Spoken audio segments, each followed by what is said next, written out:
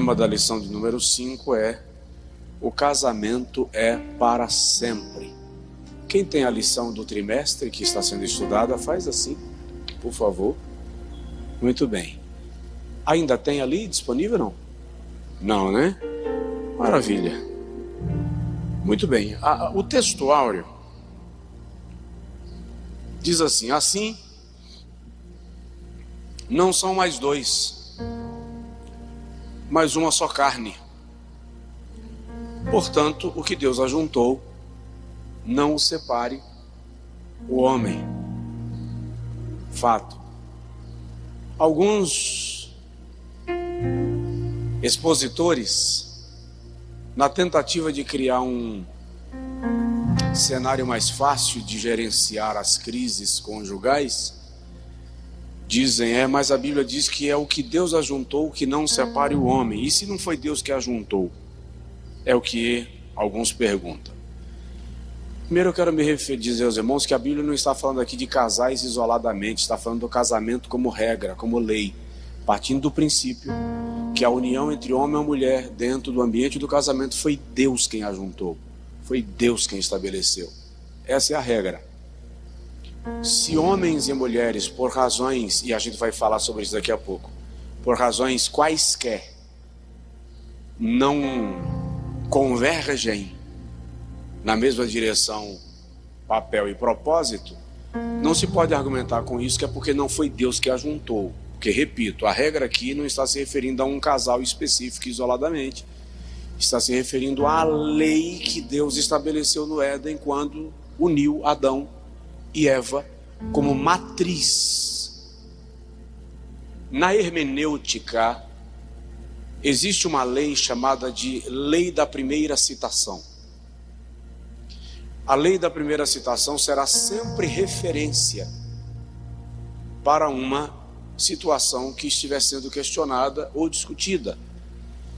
Ela é tão forte que, inclusive, no mundo jurídico, ela tem o seu poder. Sempre se apela para a primeira citação para que não se crie, ou para que ela sirva como jurisprudência. A partir do momento que você cria uma jurisprudência, você abre caminho para que aquilo se estabeleça como uma referência para decisões posteriores. A lei da primeira citação em relação à família está em Gênesis capítulo de número 2, quando Deus cria Eva para Adão, uniu-os e os torna uma só carne. Entendido? Diga amém. Verdade prática: a vontade de Deus para o casamento é que ele seja vitalício. Na continuidade do Sermão do Monte, Jesus condena o adultério. Muito bem, leitura bíblica em classe já foi feita? Já foi lida? Introdução da lição. Eu vou seguir o modelo que eu sempre pratico com os irmãos. Eu prefiro ler o tópico, esclarecer alguns pontos.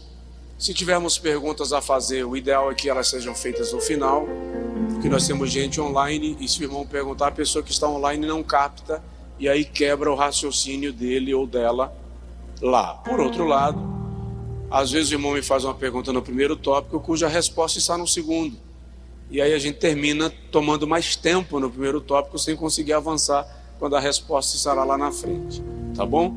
E eu vou... a gente não tem aqui, eu não tenho aqui um painel de anotações, que eu queria fazer 2 colunas aqui, mas se eu esquecer de citar as 2 colunas, no final o irmão vai dizer assim: pastor, as 2 colunas, só isso, que aí eu lembro. Porque a questão do texto em questão, não é que o texto é polêmico, o texto é simples demais. O assunto na Bíblia de adultério, divórcio, repúdio, é um assunto simples, prático. Jesus trata em linha jurídica, Jesus trata em ambiente legal. A questão é que nós aprendemos a ler a Bíblia com a mentalidade tão religiosa que nós precisamos forçar que a Bíblia seja um livro religioso, e não é. A Bíblia é um livro jurídico, gente. E leis não são estabelecidas para agradar ou desagradar alguém de modo isolado. Leis são estabelecidas para que haja parâmetro de conduta, é regra de conduta. É só a gente analisar o texto sob essa perspectiva. Vamos lá, introdução. Nesta lição, estudaremos a respeito do caráter vitalício do casamento. Veremos que a Bíblia condena o adultério e afirma a indissolubilidade do casamento. Num contexto em que a instituição do casamento é tão atacada, apresentamos um estudo que fortalecerá a instituição do casamento e apresentará seu caráter divino, pois foi Deus quem a instituiu. Amém? Aqui é o plano de aula, né, gente? Vamos logo para a lição, meu Deus. No Sermão do Monte,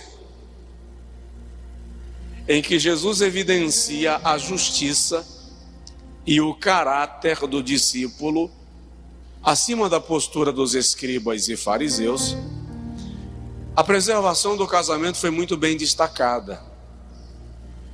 Ao evocar o 7º mandamento, não adulterarás, a intenção do mestre é colocar o casamento no seu devido lugar, como foi designado pelo próprio Deus.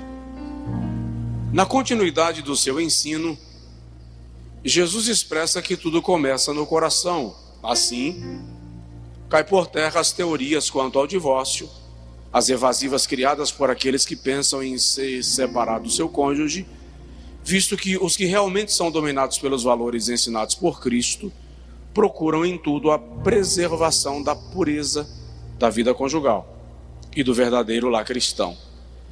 Em Mateus 5, 27 a 32, Jesus esclarece que não há espaço para uma moral dupla, como deseja uma sociedade degenerada.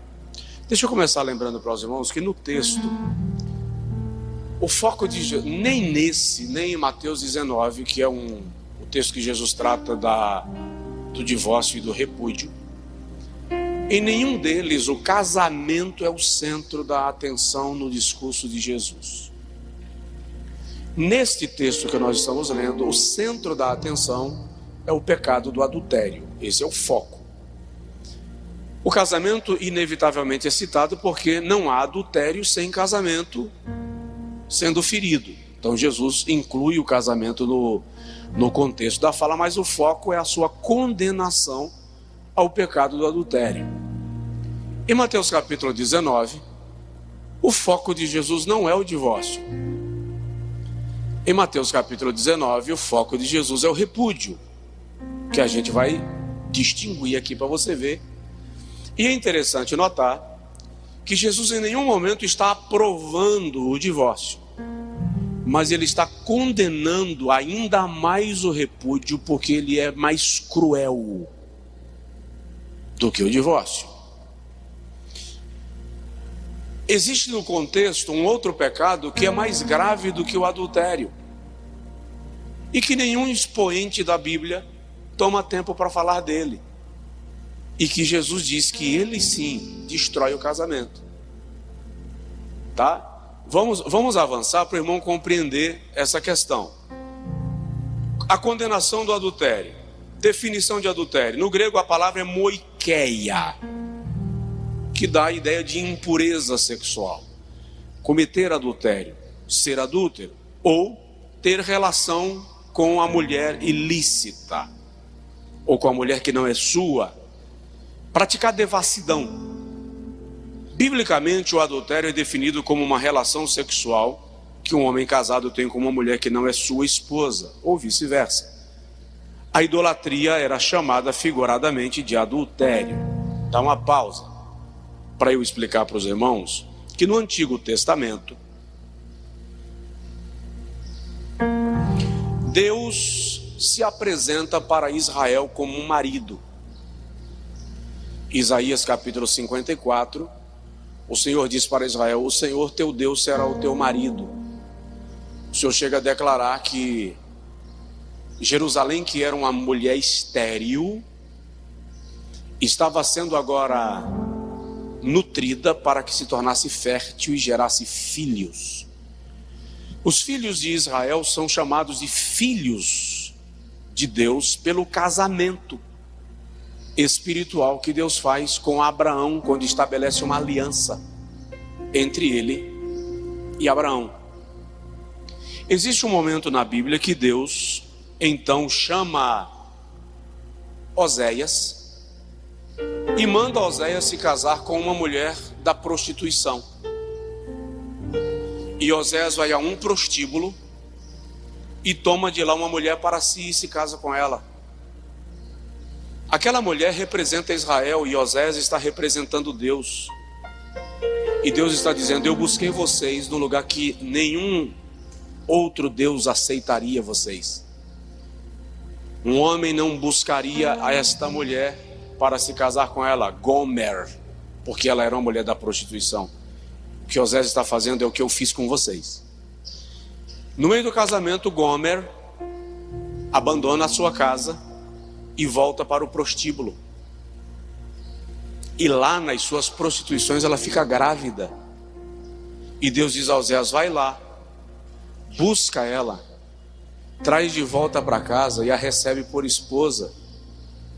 O que Deus está dizendo é: vocês me abandonaram, se enveredaram por outros deuses, ofereceram sacrifícios a outras divindades, mas eu continuo amando vocês e quero vocês comigo, minha nação, minha esposa amada. Deus está usando Oséias, olha o processo que o profeta tem que passar, para que Deus mostre para Israel o quanto ele amava. Chega um momento, Gomer de novo abandona Oséias, volta para a prostituição, fica grávida de novo, e Deus diz a Oséias: vai lá e traz ela de volta.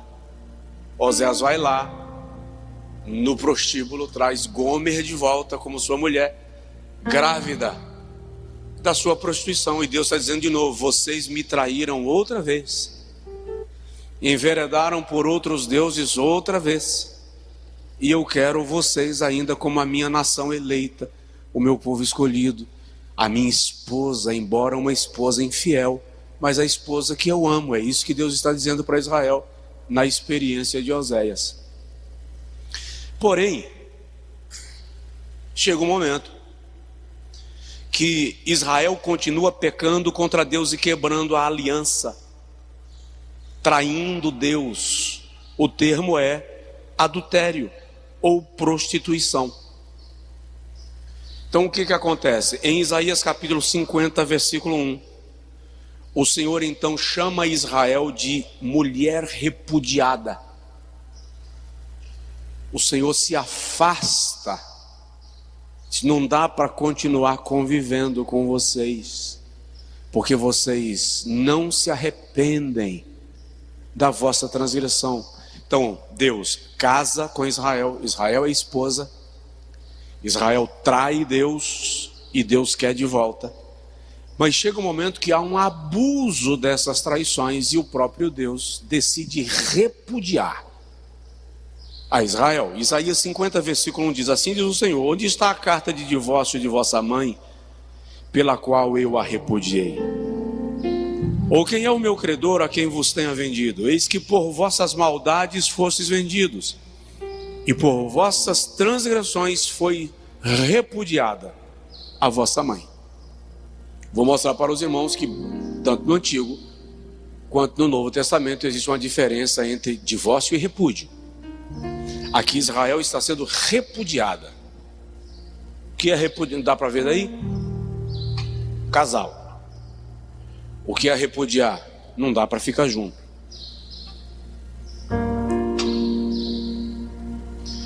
Estão divorciados? Não. Estão repudiados. Jesus condena o divórcio. Olha bem para mim. Jesus condena o divórcio. Olha nos meus olhos. Jesus condena o divórcio. Mas ele condena muito mais o repúdio. E eu vou dizer por quê. Tem muita gente no ambiente da igreja vivendo a hipocrisia de um casamento repudiado, bancando o mais santo do que o outro que sofreu um divórcio. Quando na verdade Jesus está reclamando dessa hipocrisia religiosa. É bom lembrar que o discurso de Jesus tem 3 fundamentos, anota. Jesus está defendendo a estabilidade da família. Vou mostrar isso. Jesus está defendendo o direito da mulher. E Jesus está defendendo a responsabilidade do homem. Por que, pastor? Direito da mulher e responsabilidade do homem? Porque ele é a cabeça da criação. Porque ele representa Deus. Porque no casamento a responsabilidade dele é maior. Justamente pelo fato de que primeiro foi criado o homem e depois a mulher. A graça não veio facilitar as coisas. Está enganado quem pensa. A graça é a terceira instância. É a instância superior. Não tem para onde apelar. Primeira instância, inocência.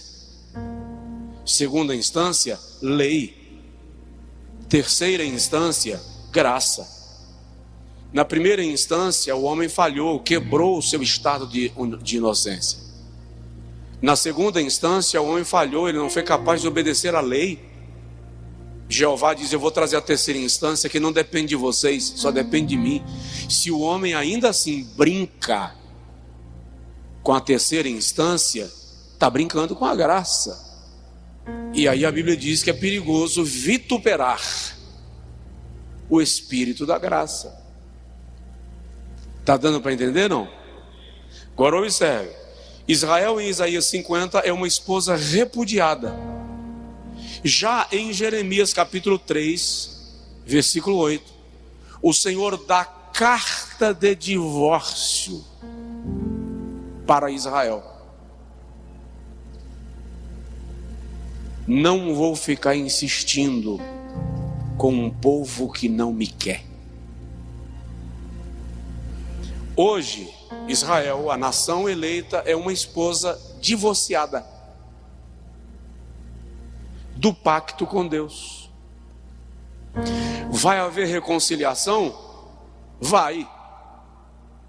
Quando Deus voltar a tratar com Israel, pelo processo de purificação, vai haver reconciliação. Mas até lá, Israel terá que pagar o preço da sua escolha de trair, de desobedecer, de afrontar a Deus. Não é por acaso que a igreja é chamada de esposa do Cordeiro. Porque o sangue de Jesus é uma aliança que estabelece um casamento entre Cristo e a igreja. E não é por acaso que o casamento é tão exaustivamente apresentado na Bíblia como algo de valor espiritual. É justamente porque ele representa esta união entre Deus e Israel, essa união entre Cristo e a igreja. Permitir que ele seja banalizado é desconhecer o padrão do relacionamento espiritual que envolve Cristo e a igreja. Então, o adultério, aqui exposto no primeiro tópico da lição, trata da quebra desta aliança que fere esse pacto, que rompe esse pacto. Jamais se deve pensar que as ordens divinas em relação ao adultério fossem pesadas demais. Na verdade, por meio dessas prescrições da lei, o que se colimava era preservar o casamento, a fidelidade conjugal, a família. O mandamento não adulterarás trata-se de um dique que preserva a fidelidade conjugal e a família, a célula máter da sociedade. Então observe que o propósito primário de Jesus é defender a estabilidade da família.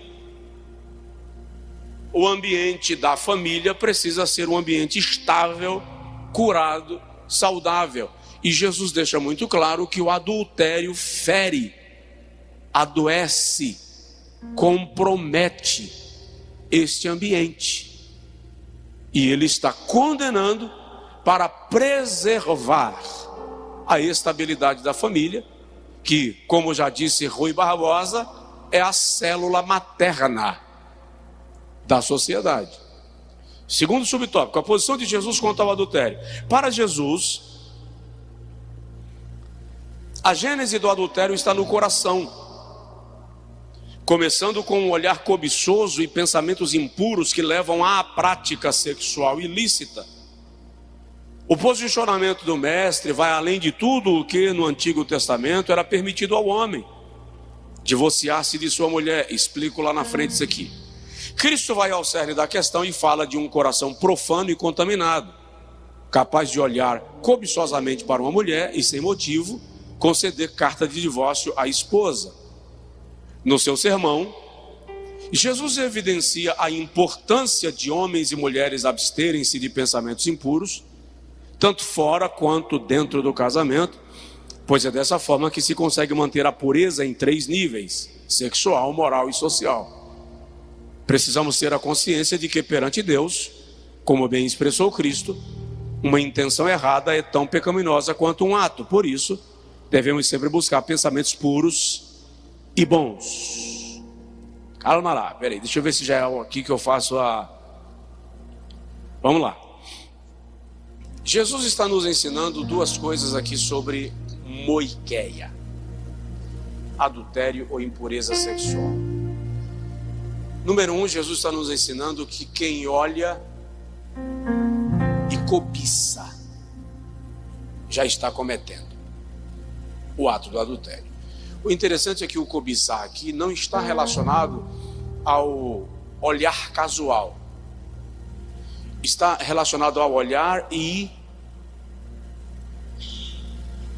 maquinar. Tiago, vamos para Tiago, capítulo 1, fala disso assim de maneira muito explícita, versículo 14 e 15. Tiago fala dos 4 estágios do pecado. Ele diz assim: cada um, porém, é tentado quando é atraído. Capítulo 1, versículo 14 de Tiago. Onde é que ocorre a tentação? Na atração.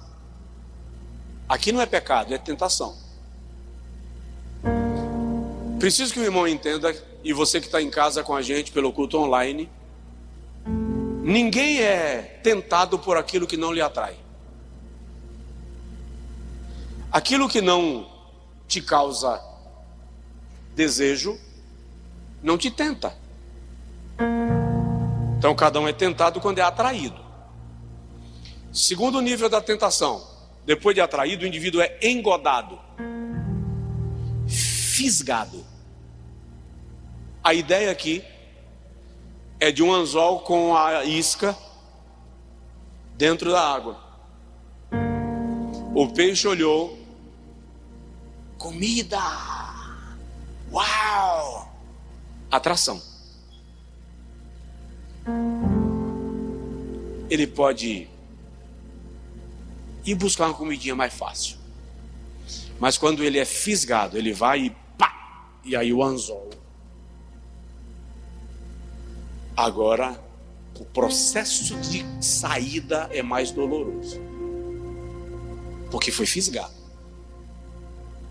A tentação está aqui nesse nível.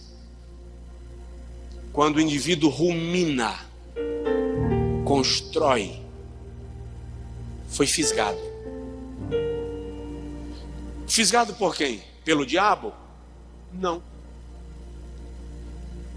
Versículo 14. Pelo seu próprio desejo. Isso está na natureza humana.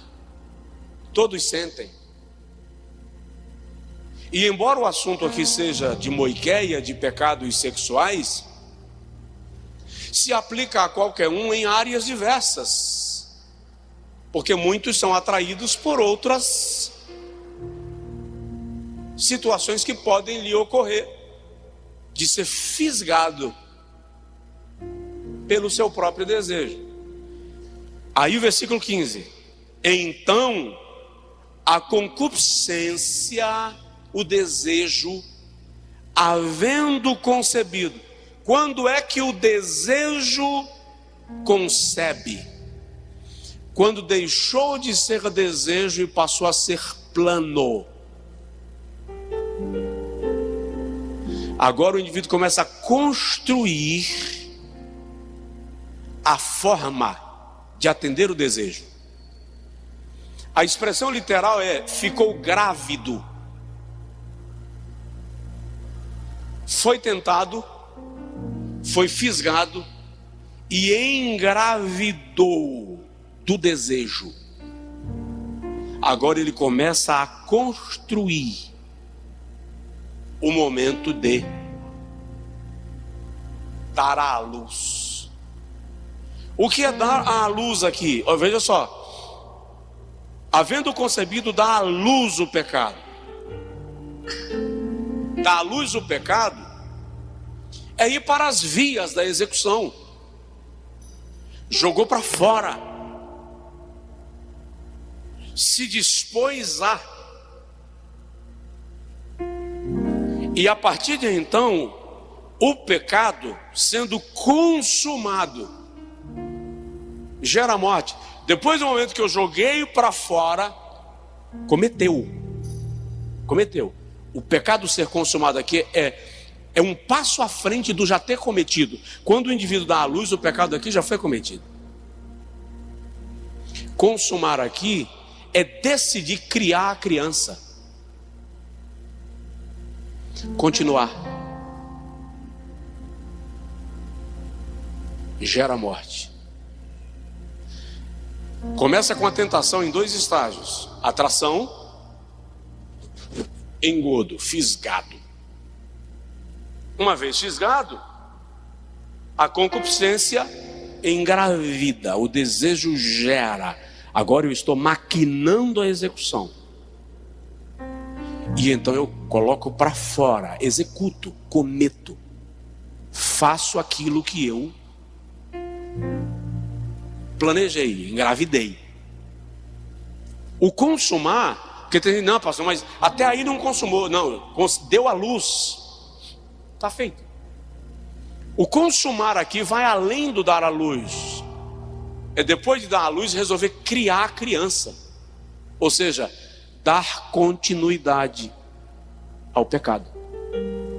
Se transforma no estilo de vida. Aí Tiago diz: gera morte, vai matar. Espiritualmente não tem como sobreviver. Essa é a orientação, e é disso que Jesus está falando quando ele declara sobre olhar e cobiçar, ser atraído, ser fisgado. No desejo,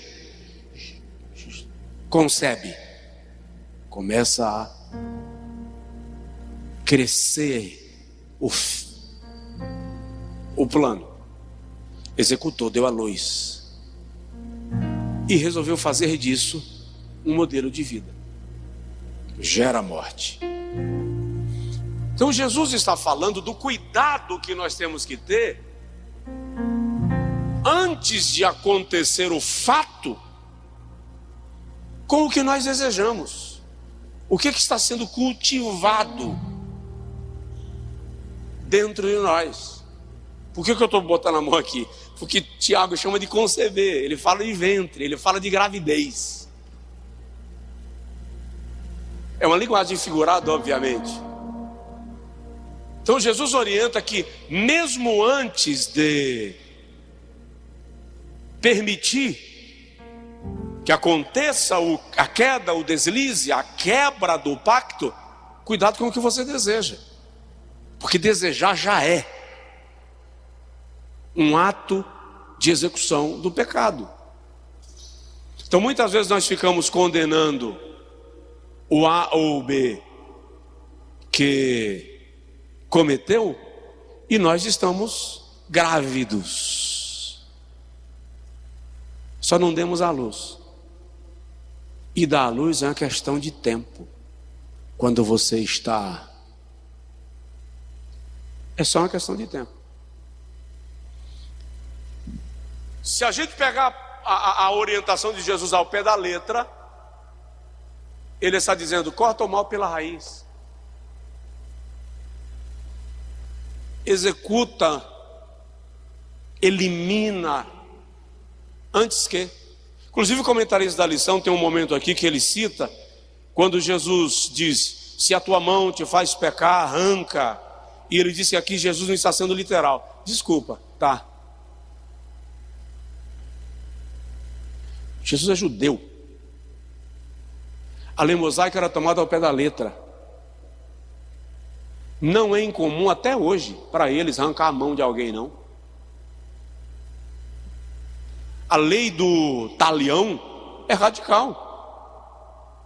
Jesus não está usando linguagem figurada aqui, como o autor da lição sugeriu, não. Jesus está dizendo, é melhor você ficar sem um, isso é literal, do que com os dois, ir para o quinto, ir para o inferno. É radical. O que significa a palavra radical? Aquele que prima pela raiz. A palavra radical vem é da mesma etimologia da palavra raiz. Radical é aquele que prima pela raiz. E cá entre nós, os posicionamentos do Evangelho são bem definidos. Por isso que Jesus diz que se alguém quiser lhe seguir, negue-se. Porque é muito posicionado isso, tá? Então ele está condenando, deixa eu pegar aqui para ver os horários. Jesus está condenando o adultério e alertando que o adultério começa na cobiça. Coisa que a gente normalmente não fala, tá? Deixa eu ver aqui, como é que eu vou fazer aqui?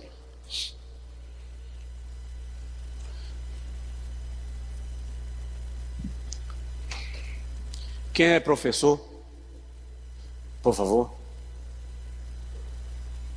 Professor ou professora, né? Está acostumado com a lousa, com...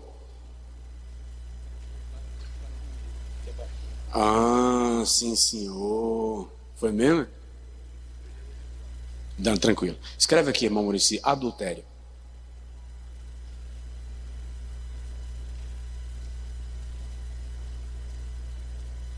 Escreve do outro lado, pode ser em cima e embaixo. Dureza de coração.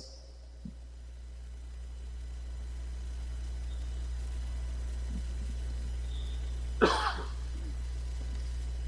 com a perna primeiro, irmão. Vou mentir. Ok, agora escreve aqui, divórcio.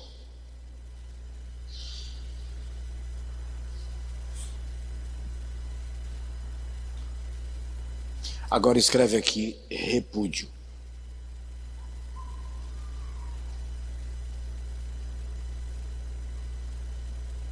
Muito obrigado. Deixa aí bonitinho.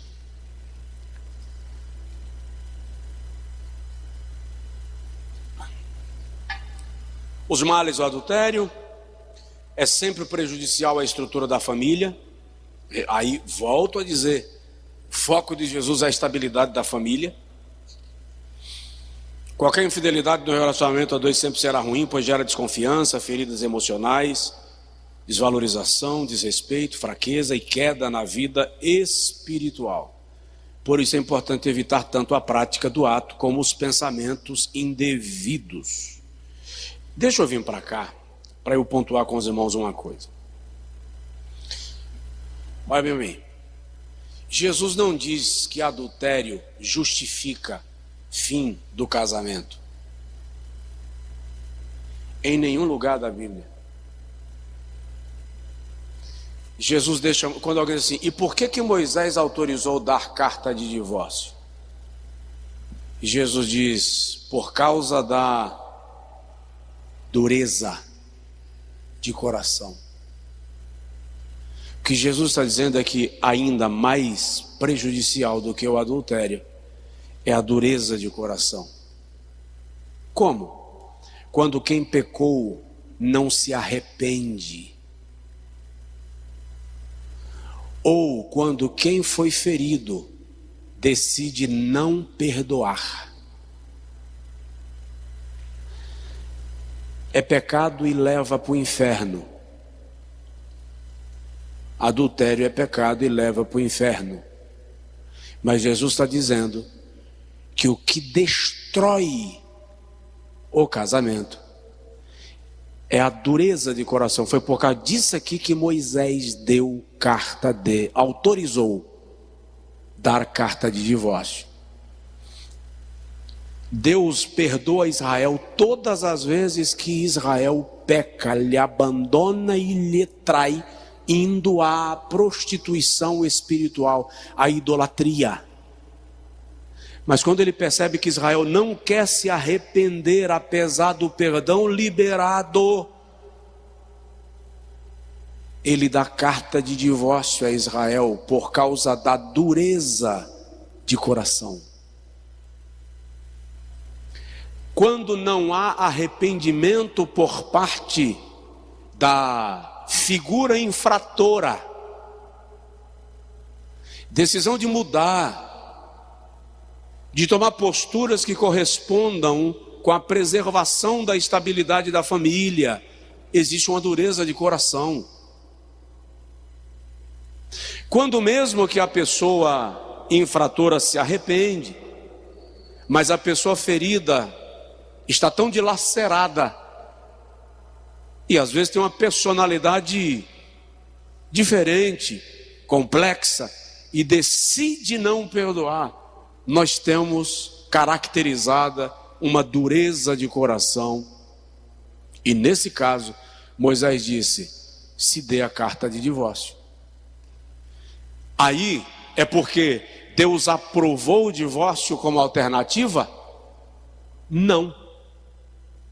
É porque há uma dureza de coração que impede que a operação da restauração aconteça. Alguém me entendeu? Exatamente. Exatamente.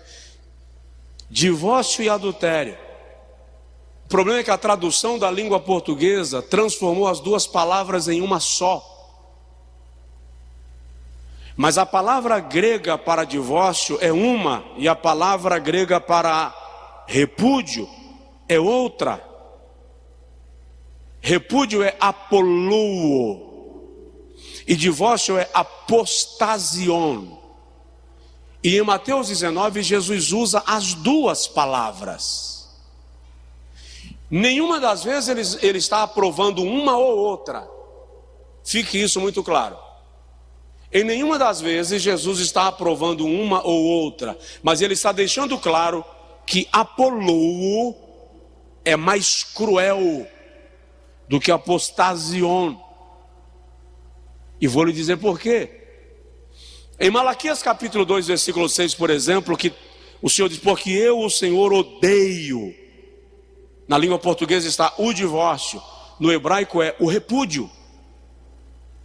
Eu, o Senhor, odeio o repúdio, que é ishalar. A palavra divórcio no Antigo Testamento é laqueritut. Por que Deus odeia o repúdio? Porque nos dias de Jesus, o texto de Mateus 24, versículo 1, Mateus não, Deuteronômio, vamos para lá? Deuteronômio 24, 1.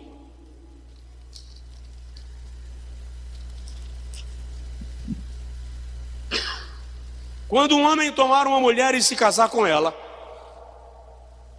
se ela não achar graça aos seus olhos por haver ele encontrado nela coisa vergonhosa, far-lhe-á uma carta de divórcio e lhe dará na mão e a despedirá de sua casa. Nos dias de Jesus havia duas escolas de pensamento, de interpretação da lei. Uma era conhecida como a escola de Shammai, que era uma escola mais conservadora, mais tradicional, e a outra era chamada de escola de Hillel, que era uma escola mais liberal. A escola de Shammai entendia encontrar nela coisa vergonhosa. Por exemplo, ela se casou como virgem e na noite de núpcias o homem descobriu que ela já havia se deitado com outro. Então ele foi enganado, portanto envergonhado, e ele poderia então diluir, dissolver, desfazer o casamento, porque houve coisa vergonhosa. Ou, no caso de ela, depois de casada, deitar-se com outro homem, cometendo adultério, ele foi desonrado. Assim interpretava a escola de Shammai, e os estudiosos mais tradicionais entendem que Deuteronômio 24, versículo 1, está apontando realmente nessa direção. Mas a escola de Hillel, que era uma escola mais liberal, começou a interpretar que coisa vergonhosa era coisa desagradável. Por exemplo, o homem se casou com uma mulher de olhos negros, e daqui a X tempo ele encontrou uma de olhos azuis, e ele, opa, aqui me agrada mais. Então eu não quero essa porque essa tem os olhos negros, eu quero aquela que tem os olhos azuis. Então a escola de Hillel começou a permitir essa interpretação, e os homens estavam repudiando suas esposas por causa do tamanho do nariz, por causa do padrão social, por causa da... Mas o que estava acontecendo em Israel? Divorciar era muito caro.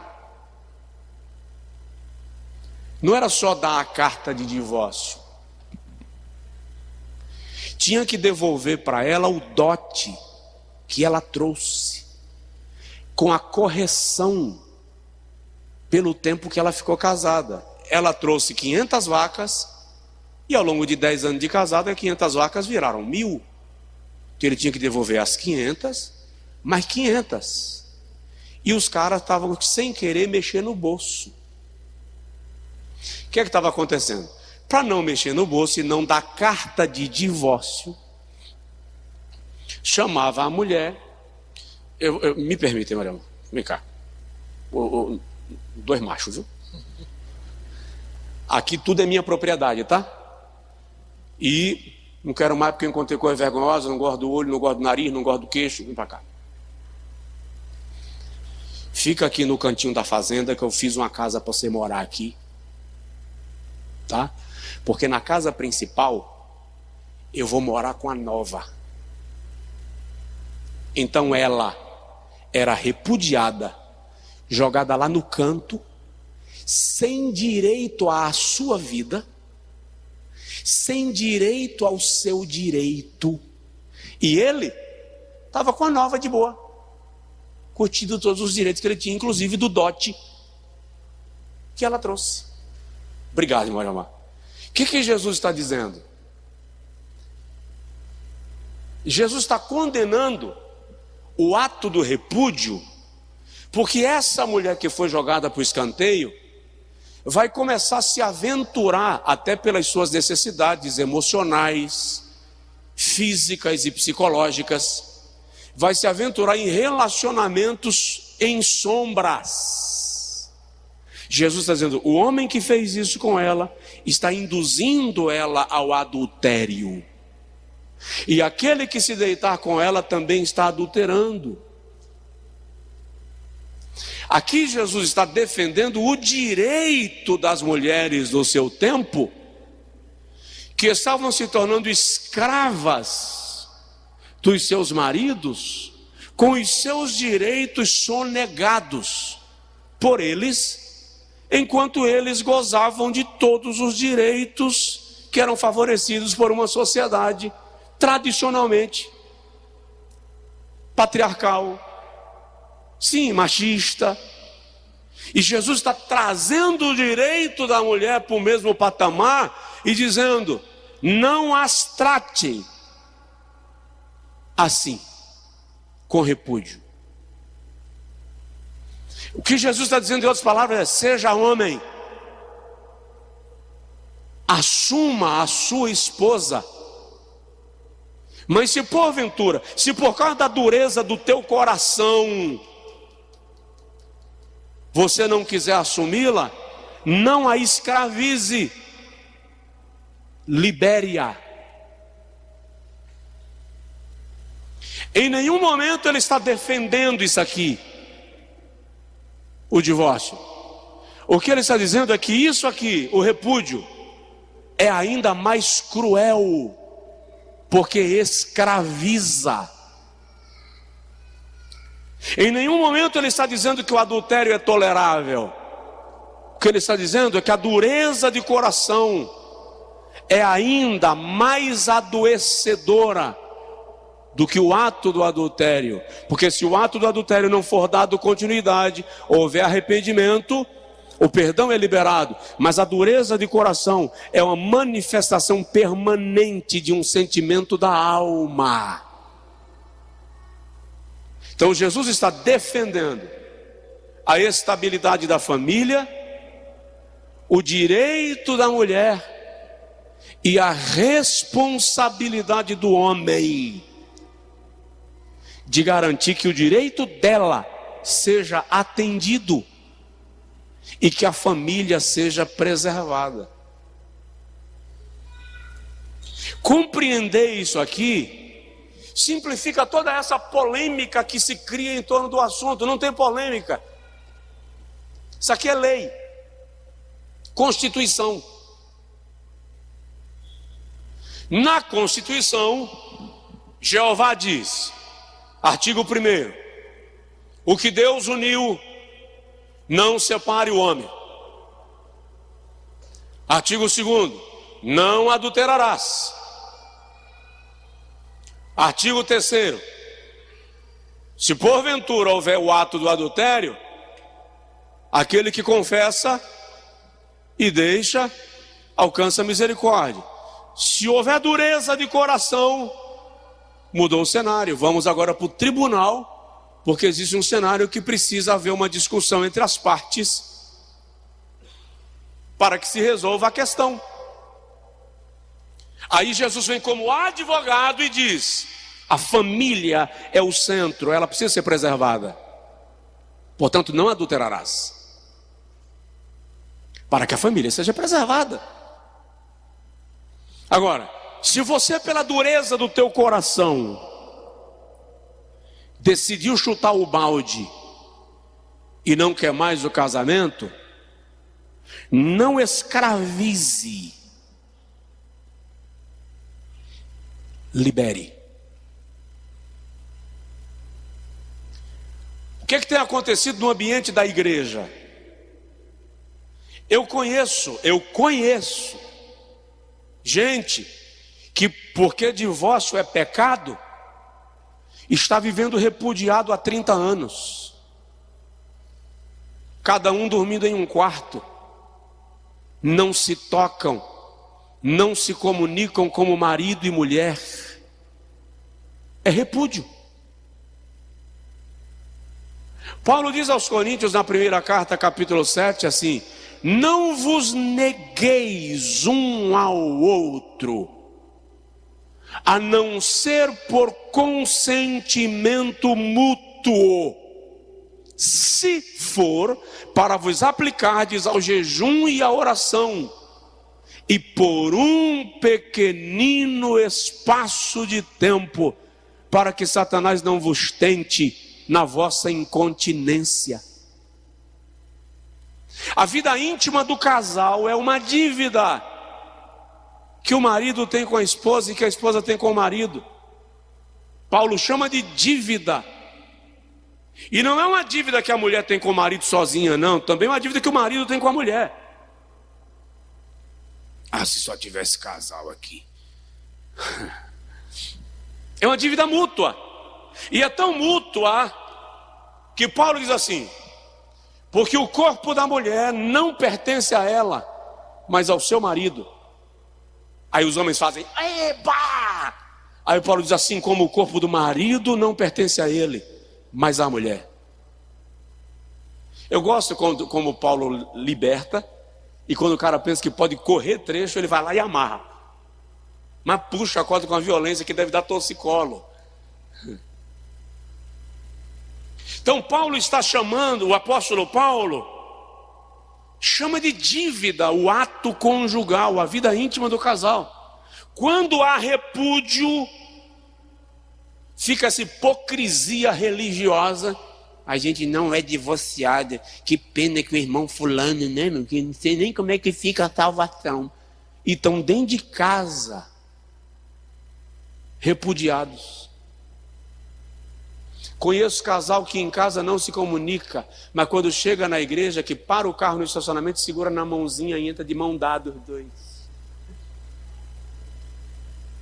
Mas em casa, há 20 anos, não são casal. O nome disso é repúdio. E Jesus está dizendo que o repúdio é pecado, porque ele escraviza. Ele concorda com o divórcio? Não. Por isso que Jesus mesmo diz, no princípio não era assim. Esse não é o plano de Deus. Não era isso que Deus planejava. Não é isso que Deus pretende. Deus não pretende que o casamento termine em divórcio. Mas Deus também não pretende que para não terminar em divórcio, você se torne escravo de ninguém. Tem um outro cenário, que aí vem para esculambar. Não, só o piloto, irmão. Obrigado. Ele ou ela, casada, se apaixonou por outra pessoa, desenvolveu um relacionamento lá. Aí, quer saber? Vou divorciar, para eu não permanecer em pecado. Eu divorcio para casar contigo, para eu não permanecer em pecado. Olha bem para mim. O divórcio não legaliza o adultério.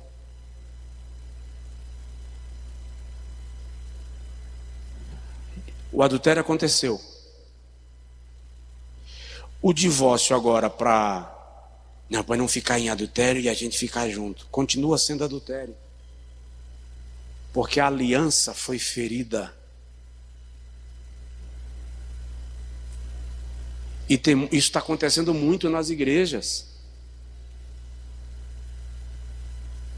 tentando usar o divórcio como rota de fuga para não ficar no adultério que já está em evidência, já está acontecendo. Se por uma crise que envolve nós dois, eu e tu, o casamento não suportou, trincou, quebrou, sem que haja interferência externa, é uma coisa. Mas quando alguém está sendo o agente catalisador, o adultério já está no cenário. É por isso que Jesus diz, aquele que cobiça também já está cometendo. Me diz que ficou fácil na dispensação da graça. Não ficou.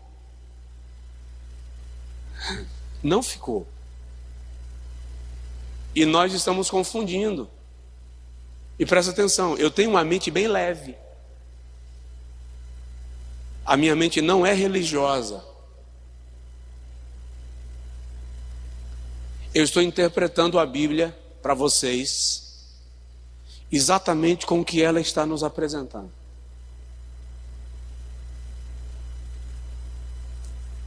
Então, alguém que está aqui, ou que está na internet, que está divorciando, porque se apaixonou por outro ou por outra, e para não ficar em adultério, vou divorciar para casar,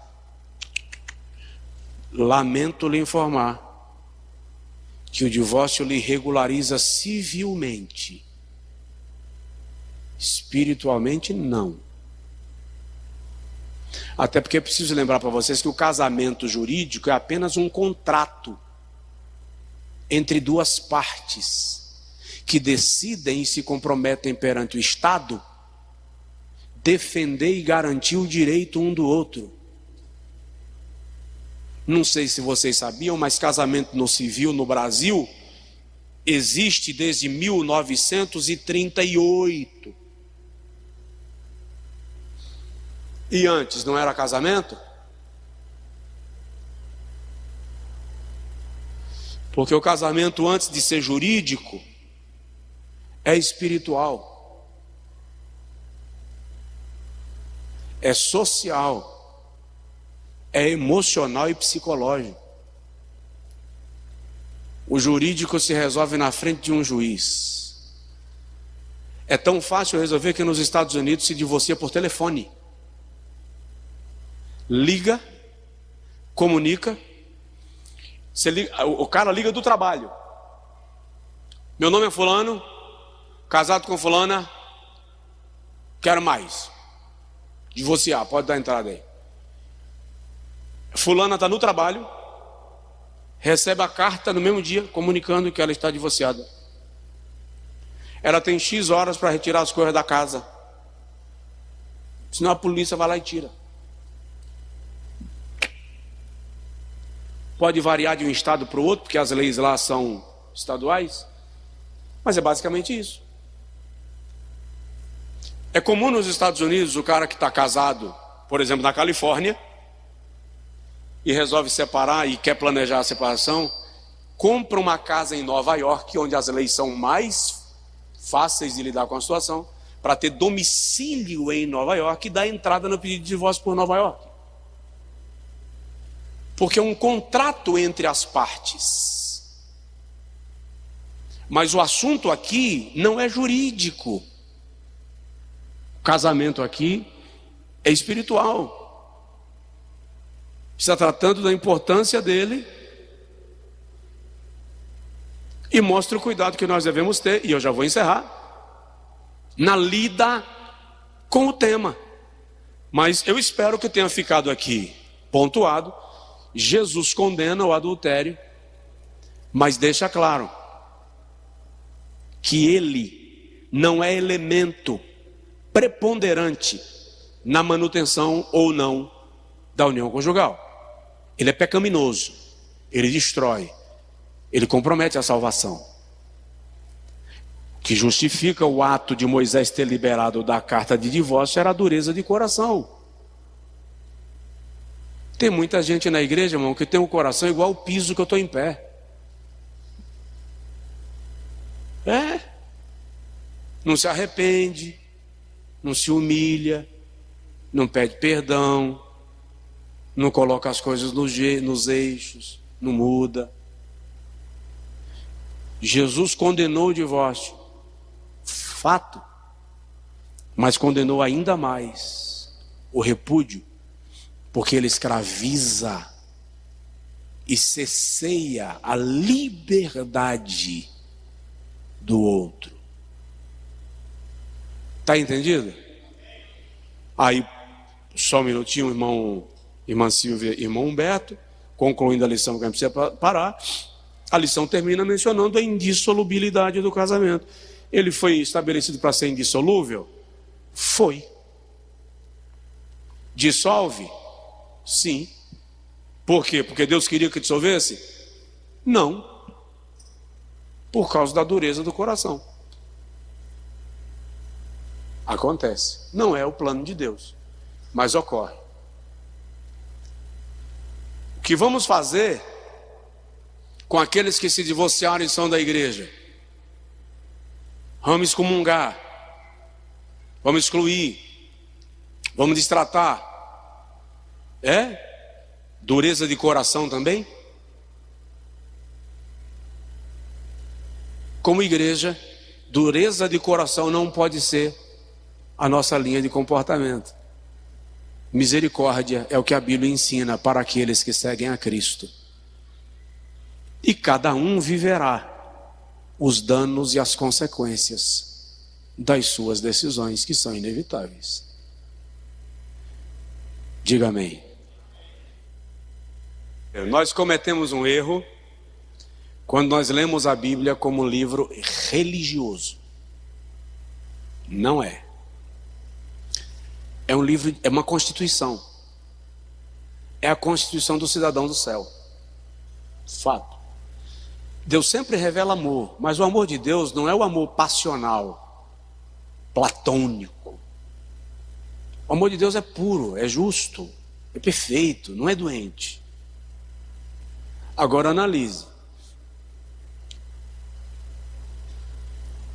Eu pego a Bíblia e vou ministrar num culto, num encontro, num seminário, e vou com a minha mentalidade engessada pela religiosidade. Chego lá, faço interpretação religiosa, imprimo um conflito na cabeça de alguém, deixo alguém doido, e um detalhe, me esqueço, que lá na frente eu posso precisar recorrer à lei que eu mesmo estabeleci, porque não foi Deus quem a estabeleceu. Biblicamente, a lei de Deus é basicamente isso aqui. Dá para aprofundar mais? É claro, pode acreditar. Se a gente marcar aqui um seminário de 7 dias só sobre esse assunto aqui, a gente trabalha bonitinho. Bonitinho. Tá? Mas basicamente é isso aqui. Aí no futuro, a irmã estabeleceu uma sentença e cai debaixo da guilhotina que ela mesma criou.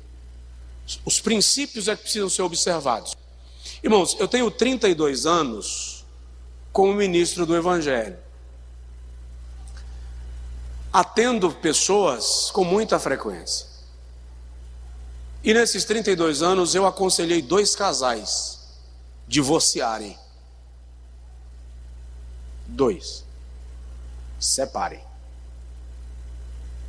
Num dos casos, ela era casada, ele também, se tornaram amantes em relacionamento extraconjugal. Ela tinha alguns outros relacionamentos extraconjugais paralelos àquele, mantendo o casamento. Até que ela decidiu se separar do marido e ele decidiu se separar da esposa para que se casassem. E se casaram. Só que ela tem uma prática de múltiplos adultérios. E ele também estava em adultério, visto que era um casado se relacionando com uma mulher casada. Mas se casaram.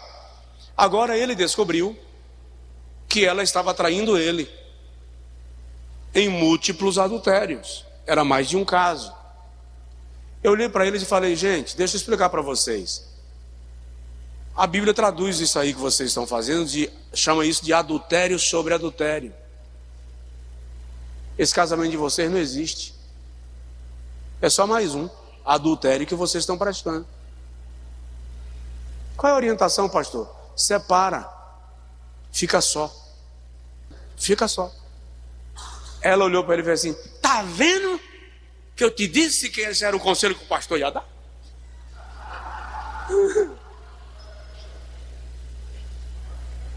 Eu tive um outro caso, que ele estava dormindo com uma arma debaixo da cama, decidido a matá-la durante a noite. Ela descobriu e, com medo de morrer, estava dormindo com uma faca debaixo do travesseiro. E ela me disse, quando ele pegar no sono, que eu perceber que eu não corro o risco de errar no golpe, em vez dele me matar, pastor, mato eu. Eu disse, vocês querem um conselho? Pois é, mas são da igreja. Quer um conselho? Irmão, para com isso hoje. Vai virar tragédia. Vai virar tragédia.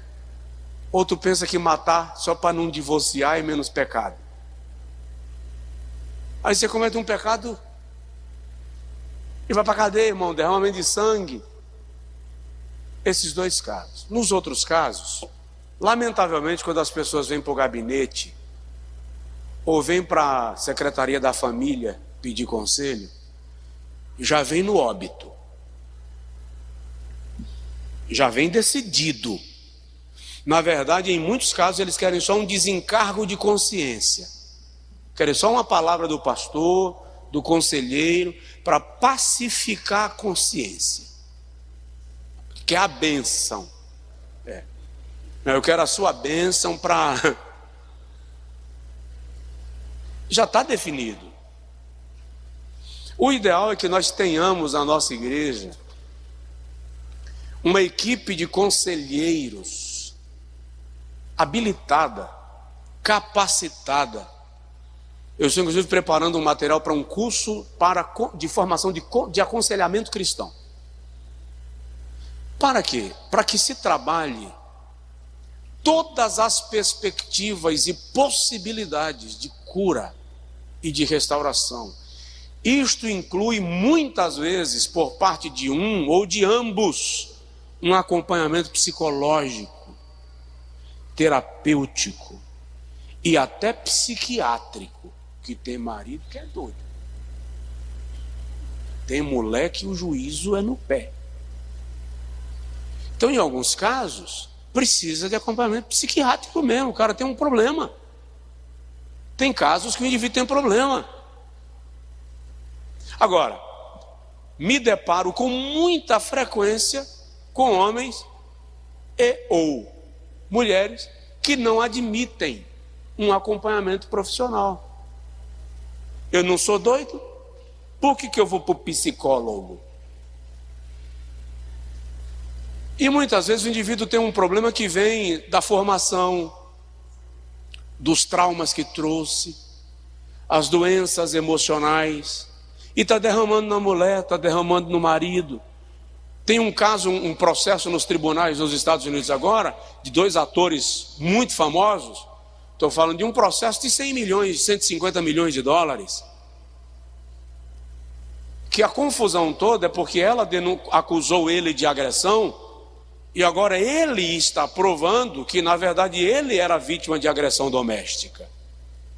E ela chega a dizer assim: vai, fala para todo mundo, você, um americano, um homem branco, rico, diz que você é vítima de violência doméstica. E ele disse: eu sou. Está nos tribunais, o pau está quebrando e tal. Entre outras coisas, ela fez cocô na cama, no lado que ele dorme. E deixou lá e mandou uma foto para ele. Aí quando a juíza perguntou: o que você fez? Ele disse: eu entendi que eu tinha um bom motivo para não ir para casa naquele momento. Então tem pessoas que precisam de acompanhamento profissional. A luta é que quando chega no gabinete do pastor, na sala do aconselhamento, raramente querem ir às últimas consequências para tentar salvar o casamento. Por quê? Porque normalmente cada um tem razão. Em boa parte dos casos, a dureza de coração já está permeando. Então presta atenção numa coisa. O que a igreja pode fazer? Trabalhar com a conscientização de que o divórcio é a certidão de óbito do casamento. Quando é que você emite certidão de óbito de alguém? Quando de fato há uma declaração de morte cerebral. Então deveria ser o último apelo. Enquanto houver possibilidade de respirar por equipamentos, desinfeccionar, tratar a infecção generalizada, recuperar os órgãos vitais, que se trabalhe nessa hipótese. Agora, se chegar no ponto que você percebe que é risco, é inviável, a dureza de coração de um ou de ambos já chegou no nível, é preciso saber que existe um limite de segurança. E esse limite de segurança tem que ser orientado para que ninguém seja posto em risco. Sobretudo lembrar que a briga de um casal afeta psicologicamente os filhos de maneira grave e que vai refletir nos relacionamentos que eles terão. Então, em nome de Jesus, a nossa palavra, como pastor, está percebendo um problema? Não espera o problema virar doença. Procure e pede ajuda. Encontrou um casal em crise?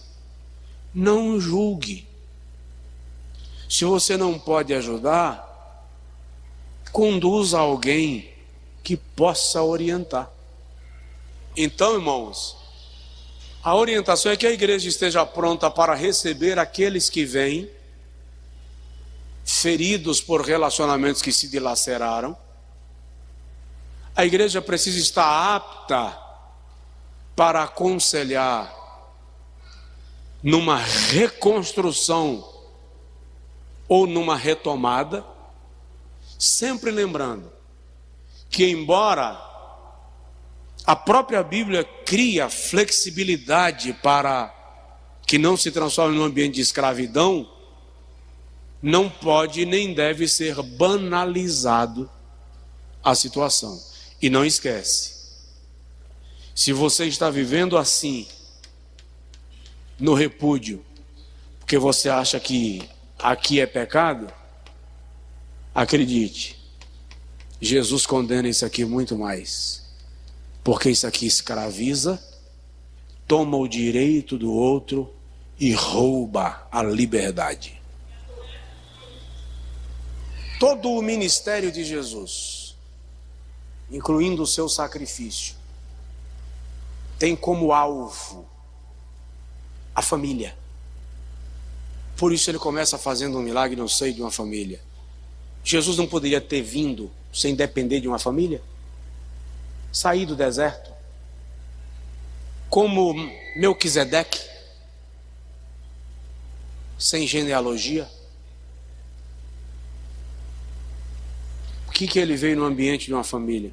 Por que Deus não deixa José fugir e Maria se virar sozinha com a gravidez dela? Já que Deus arrumou a gravidez para ela, Deus também arrumaria o refúgio. Porque todo o plano é o resgate da criação. Éden. E isso inevitavelmente aponta para o casal. Tem que terminar, senão o irmão não deixa mais eu dar aula aqui, porque assim, quando eu dou aula eu passo da hora. Disseram-lhe os discípulos: se tal é a condição do homem relativamente à mulher, não convém casar. Ele, porém, lhes disse: nem todos podem aceitar esta palavra, mas somente aqueles a quem é dado. Não é uma palavra simples de assimilar, mas a palavra que ele vai falar agora é a próxima, tá? Quando ele diz nem todos podem aceitar essa palavra, mas aqueles a quem é dado, ele não está se referindo a tudo que já foi dito. Ele está se referindo ao que ele vai falar agora. Há eunucos que nasceram assim. Aí, se a gente analisar do ponto de vista biológico, Jesus está falando de pessoas assexuadas, sem desejos sexuais. E aí, quando aplica espiritualmente, ele está falando daqueles que fazem um voto de castidade. Há eunucos que foram feitos tais. Se aplica dentro do ambiente espiritual, Jesus está dizendo: há pessoas que, pelo peso do ministério, pelo peso da vocação, pelo peso do relacionamento com Deus, são tornados, atropelam seus próprios desejos em função do serviço. E há eunucos que foram feitos, ou fizeram a si mesmos por causa do reino dos céus. Então Jesus pega a prática de tornar um homem eunuco, seja aquele que nasceu, ou seja aquele que foi tornado, aplica agora na vida espiritual e diz: há pessoas que por causa do reino de Deus fazem um pacto de castidade e se abstêm para se dedicarem exclusivamente ao reino de Deus. Paulo parece ser um caso, embora se entenda que Paulo certamente fora casado, e alguns estudiosos acreditam que por causa da sua rigorosidade quando ele se converte ao evangelho, a sua mulher decide não abraçar a causa, até porque Paulo era membro do Sinédrio e uma das regras era que fosse casado. E aí Paulo escreve 1 Coríntios 7 que se o marido incrédulo ou a mulher incrédula consentir em conviver com a mulher, com o homem crente, que conviva, não deixe, não separe, E ele deixa muito a entender que se o cônjuge decide não conviver por causa da sua fé, que não seja escravizado.